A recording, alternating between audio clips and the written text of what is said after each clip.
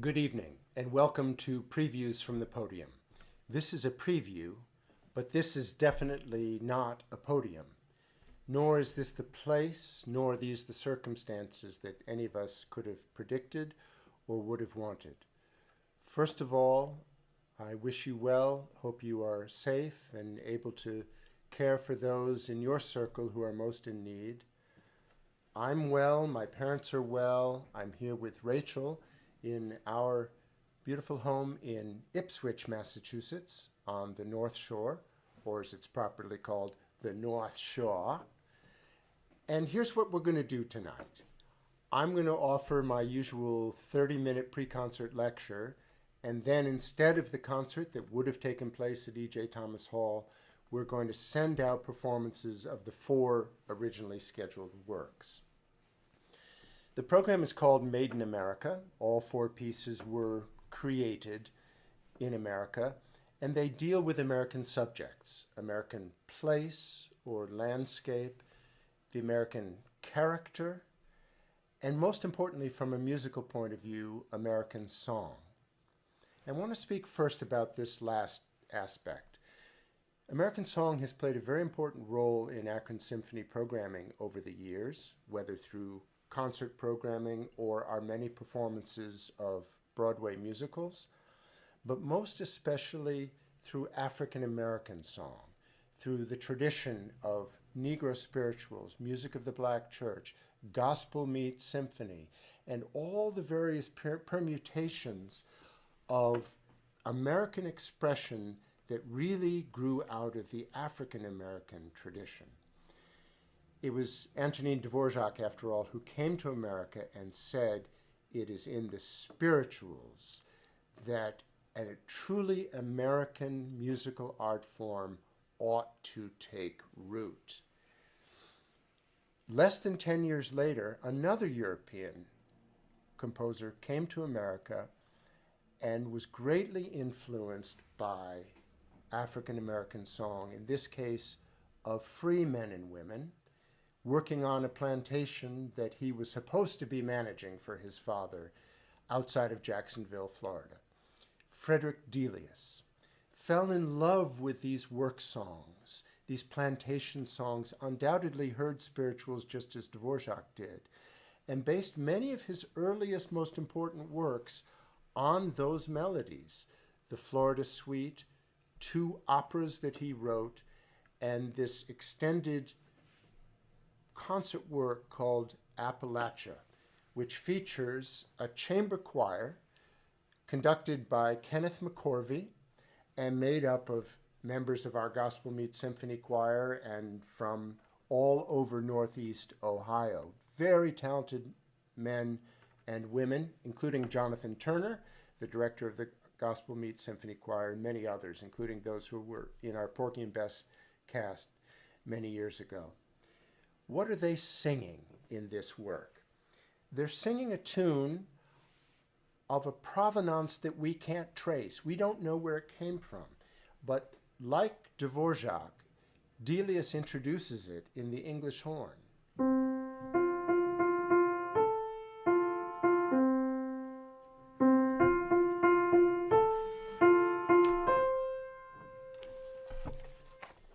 Delius took notes in Florida, went back to Europe, studied in Leipzig in Germany, and over a period of the 10 years since he first heard this music, assembled this spectacular 35-minute work, which is essentially a series of variations in reverse. By that I mean the tune that is the basis of this work isn't really heard in its full expression until the very end. Here it is in its glorious rendition, which you would have heard tonight by our Appalachia chamber choir, front and center on the E.J. Thomas Hall. And you'll hear how he's taken this very simple, beguiling tune and added late 19th century post-Wagnerian harmonies to make it exceptionally rich.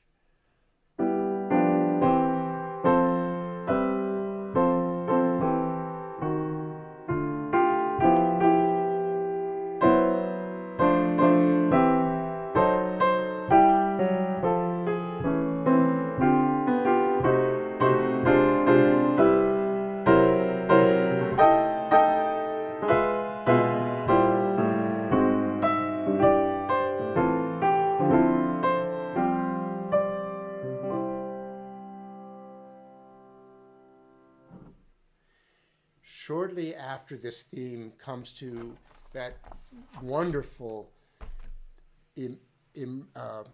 emergence, full flowering. Solo baritone steps forth and adds a verse that is homespun and reflective of a popular song of the day, Darling Nellie Gray, about a slave couple, the wife of whom was taken away from the man, a sad song of longing.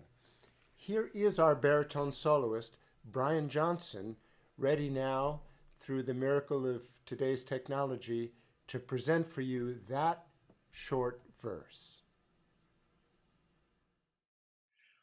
Oh, honey, I am going down the river in the morning.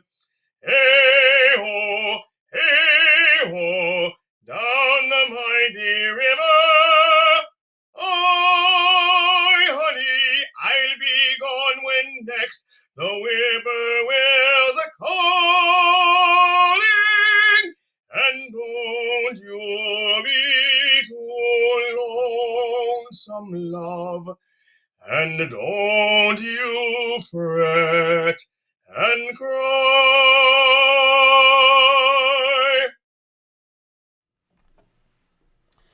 Thank you, Brian. I always say that Brian is undoubtedly the soloist who has appeared with the Akron Symphony more than any other over my 14 years as music director here, singing all manners of styles in every imaginable Western language. We're delighted to have him with us, at least for tonight, and that we can have contact with him and with you, at least in this way. Our program was to begin with a work called Made in America by Joan Tower, important American composer I've known of for decades. I've performed a couple of important works of hers. I first knew a short tone poem that was championed by Leonard Slatkin, performed by the New York Philharmonic, called Sequoia. She has a fabulous quasi-concerto for orchestra called Silver Ladders that's on my wish list to do here in Akron.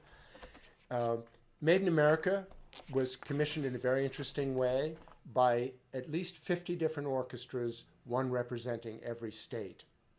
And when it was first performed, I don't know, some 20 years ago now, it was introduced first in each of the 50 states as sort of a co-commissioning project. The basis of it is the well-known tune, America the Beautiful. America the Beautiful itself is a wonderful American story, the way it came to be. The lyrics were written by Catherine Bates after she had traveled to Pikes Peak in Colorado Springs. That Purple Mountain's majesty, of course, figures into the text, but she also recalled her overland journey to get there, to provide that spacious perspective on what America and its landscape truly are, the immensity and grandeur of it. And it was a poem. About 75 different melodies at various times were proposed to go with that poem. But eventually, Samuel Ward's poem, which originally was called O Mother Dear Jerusalem,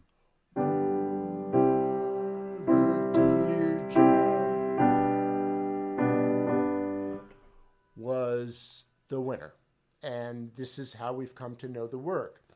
Joan Tower takes America the Beautiful, and rather than a set of variations, it's almost as if she's dreaming of America through different lenses, and the tune weaves its way in and out of her texture.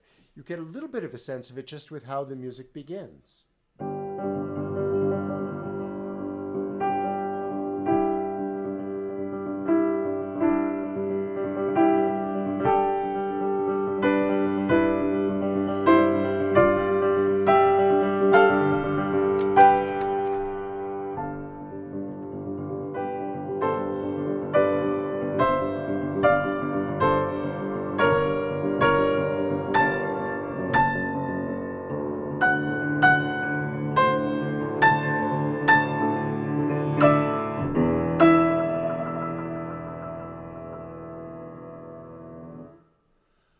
what I love about this work is its orchestration and the way that it keeps us always guessing. So one of the great challenges of a composer to write an extended work is to create enough variety to constantly create interest, but find unity also so that the work feels a whole. And she does this in brilliant ways, the variety through many different tempos and exciting passages and evocative, moody passages. And it's all held together really by the bonds of this great and familiar song. The second half of our program begins with one of the most cherished works of all American musical literature, Appalachian Spring of Aaron Copland. Copland conceived of it as a ballet. I don't know that he ever originally imagined that it would have the extended concert life that it has come to enjoy. And it's really the co-creation of Copland and Martha Graham, the great American dancer, choreographer, and innovator. Copland loved to recount in later years that he had really very little information about this wartime commission. In the spring of 1944, he received very general instructions from Graham. A slow section of 3 minutes to be followed by a vigorous section of 4.5 minutes, and some general ideas of character. Originally, there was an Indian girl in the narrative, I think, and various elements that over time got peeled away. But the point is, Copland had no idea what the narrative was or even really who the characters were going to end up being. And when he arrived for the first rehearsal back in New York, he said, asked Martha Graham, what have you decided to call it? And she said, Appalachian Spring. And he said, oh, I love that. That has a beautiful sound to it. Where did you get the title? She said, from a Hart Crane poem called The Bridge. It has nothing to do with springtime. It has to do with a mountain spring. And so Copland had no notion of this. The work was already done, and suddenly he understood that it was to be called Appalachian Spring. What amused him was that people ever since would come up to him and say, oh, Mr. Copland, I can just see the Appalachians and hear the birds and smell the fresh air of springtime. Another thing that amuses me is that this quintessentially American music about frontier life in America, early American history, was composed in Mexico City for the most part. It's the mirror image of the fact that most of El Salón Mexico, Copland's great work, that to many Mexicans feels like a work of their own, was almost entirely composed in Bemidji, Minnesota. So what Copland really developed was a kind of language for what he considered, first of all, appropriate for this American scene, which came to be a scene of wedding preparations in Pennsylvania, and also his idea of just Martha Graham. What would a ballet for Martha sound like? He thought it should be straightforward, honest, sturdy, unpretentious. These are qualities that Copland associated with America, and maybe that's valid, maybe that's only an idea or an ideal that perhaps music can help us stay in touch with. But it begins with utter simplicity along that line of thinking. Second violins and violas. 3 notes. It's an A natural. A is the first letter of the alphabet. There's something of purity of origins in this note. And then a clarinet, as simple as can be. He writes semplice, Italian for simple, and then next to it he writes white tone, meaning almost without color, just pure sound.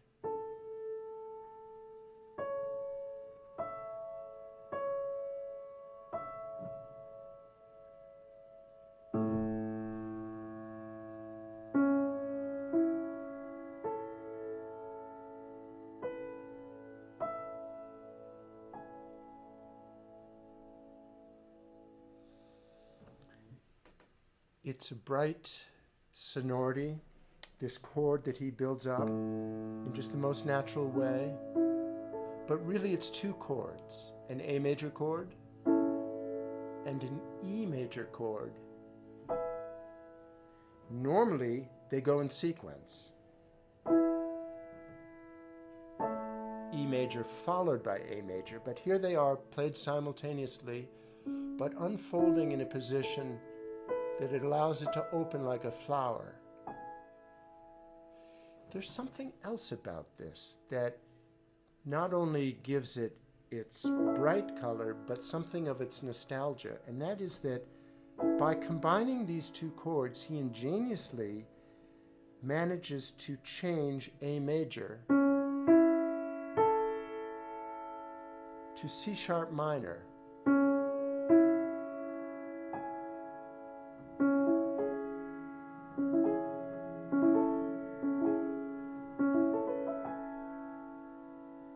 So there's also a tender kind of ambiguity, a chiaroscuro, a light within the shadow to this music. And these elements, the repeated pure notes and the series of triads, become part of the character of the piece. When it gets vigorous, we hear this. This is the same thing. Triad, triad, triad, triad. If you were to unfold them and put them in their simplest positions and just play them as straight chords, we'd hear there are 4 triads, 4 chords, just in descending order.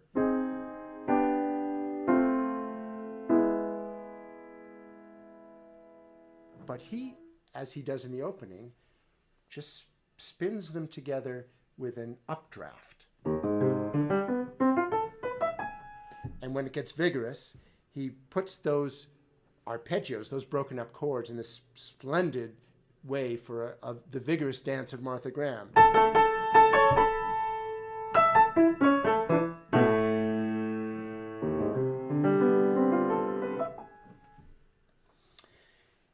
These basic elements he uses in various ways to begin to assemble his themes in this very well-known music. But as with all great music, the deeper you look into it, the richer the detail, the more the wonderment, like looking into nature itself. At its, one of its first, well, I'd say one other thing. One other key element is, rather than triads, which are built on these intervals, music built on more open intervals, rather than thirds, fourths, rather than this. This becomes part of Copland's characteristic American sound, and over time has been associated with America and the American West to a large extent because Copland defined it that way. An oboe solo.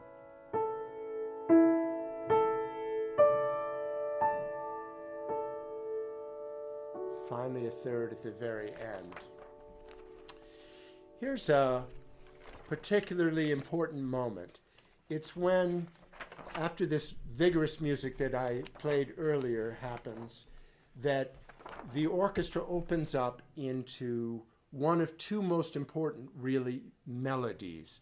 In this case, it's the sound of what could be an American hymn.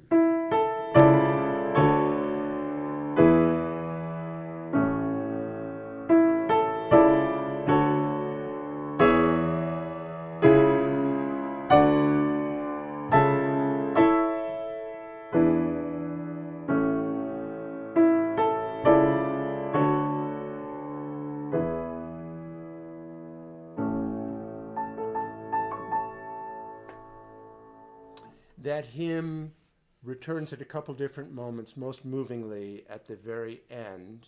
Though Copland didn't know it, it's the moment when the couple finally come to rest in their newly built home.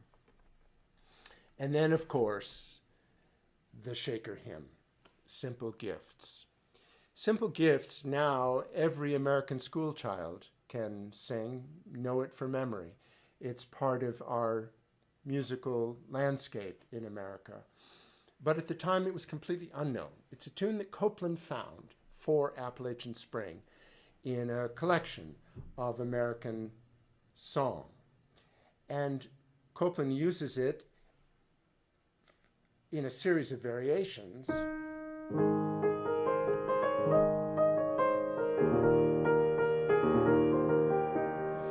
Culminating in one of his grand orchestrations that now it's almost hard to hear a full, rich orchestration with full harmonies of this without stealing Copland's harmonization, most importantly, his bass line.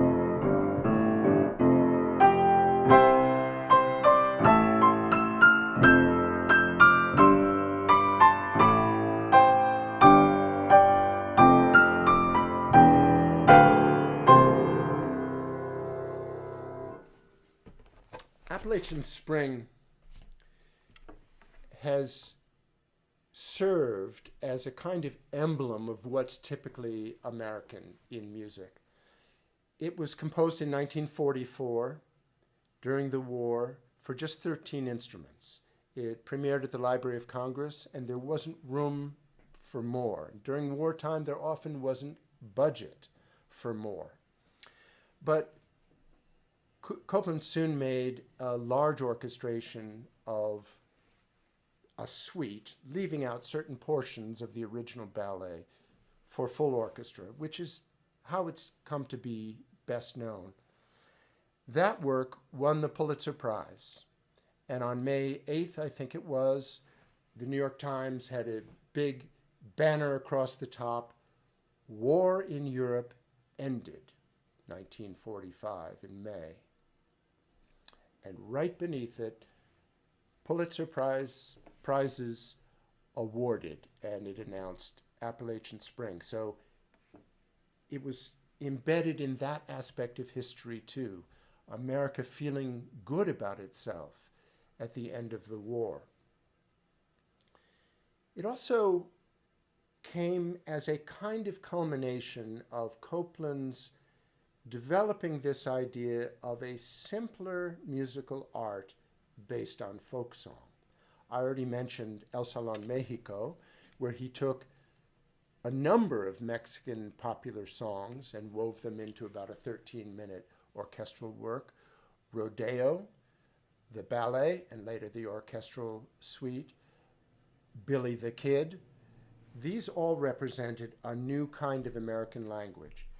Copland hadn't invented this single-handedly. Virgil Thompson, just around the time of El Salón Mexico, wrote The Plow That Broke the Plains, which incorporated American folk song as well, and others did too. Roy Harris and Randall Thompson and many others. But in that mix certainly were many important African-American writers who only now, 2019, 2020, are being rediscovered or given their due. Composers like William Grant Still, who wrote his Afro-American Symphony in 1931, a giant of an artist who only now is coming better into our consciousness. William Dawson, the great arranger of concert spirituals. We performed a spiritual that he arranged this year on Gospel Meet Symphony, 1932. His Negro Folk Symphony was premiered by Leopold Stokowski and the Philadelphia Orchestra and took the musical world by storm. And the Akron Symphony will perform the first movement of William Dawson's magnificent symphony on our opening night this coming September.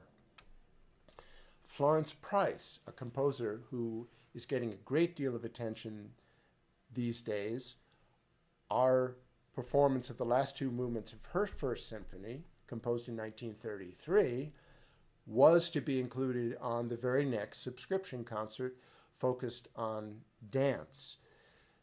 Florence Price, William Dawson, William Grant Still made enormous contributions to musical life as African American proponents of an African American tradition, which I distinguish from what Gershwin did or what others did in borrowing, might say appropriating, from this tradition. Joseph Horowitz, important writer on music generally, but especially on American music, asked the question, well, what happened after that? Because there was a moment in American musical history when American concert life in our theaters, wasn't so white as it is today. What happened from that flowering of the Harlem Renaissance and the years that followed?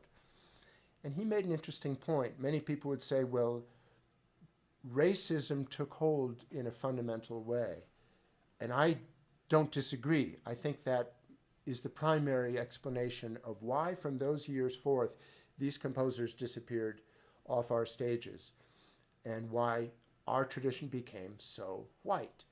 But he makes another interesting point, which is that modernism, the idea of creating new work in concert life, became all about innovation, about experimenting with new forms and new ideas.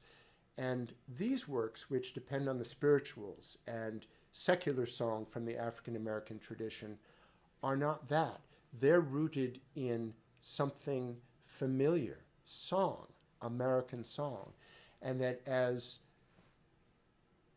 composers, critics moved away from the traditional toward things that were experimental, one of the great and tragic losses was the African American tradition itself, because tradition, by definition, is not innovation.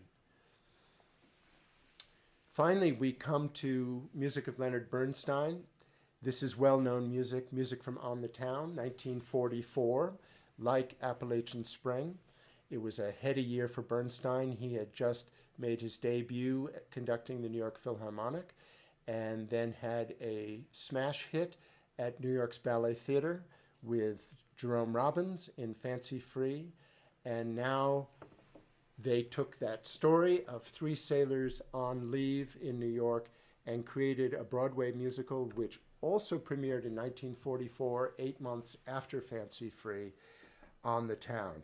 It features music that's well known, the song New York, New York, a hell of a town.